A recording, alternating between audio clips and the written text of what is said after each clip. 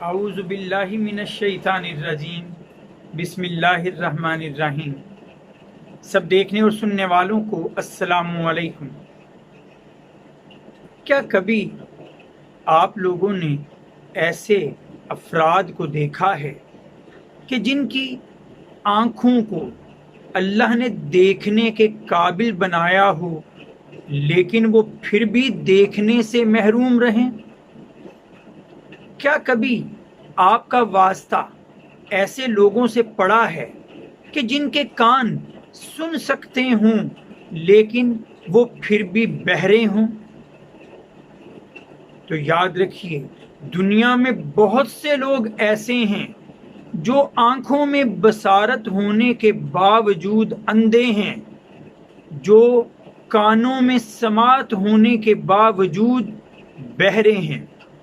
کون ہیں وہ لوگ کن کے بارے میں اللہ اور اس کے رسول حضرت محمد صلی اللہ علیہ وآلہ وسلم نے فرمایا ہے کہ وہ لوگ بہرے ہو جاتے ہیں، اندھے ہو جاتے ہیں، باوجود اس کے کہ اللہ نے انہیں دیکھنے کے لیے آنکھیں دی ہوتی ہیں اور سننے کے لیے کان دیے ہوتے ہیں؟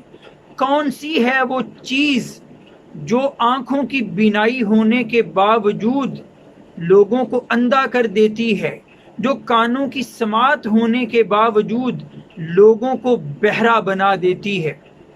صحیح مسلم میں 2578 نمبر 2578 نمبر حدیث ہے، نبی کریم صلی اللہ علیہ وآلہ وسلم نے فرمایا کہ اپنی نفسانی خواہشات سے بچو کہ یہ انسان کو بہرا اور اندھا کر دیتی ہیں۔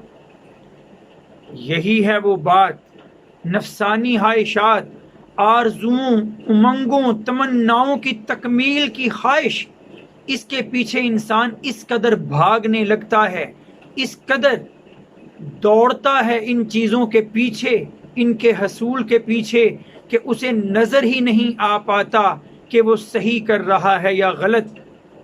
یہی ہے نفسانی خواہشات کی ہوس، دوڑ، تڑپ ان چیزوں کی، جو انسان کے سامنے حق بات ہوتے ہوئے بھی اسے سننے سے اسے محروم کر دیتی ہے، بہرا بنا دیتی ہے۔ تو اپنی نفسانی خواہشات کو اپنے دل و دماغ پر غالب آنے سے، چھا جانے سے روکیے، کہیں ایسا نہ ہو کہ میں اور آپ آنکھیں ہونے کے باوجود بھی اندھے اور کان سننے کے قابل ہونے کے باوجود بہرے ہو جائیں۔ وآخر دعوانا ان الحمد للہ رب العالمین۔ السلام علیکم۔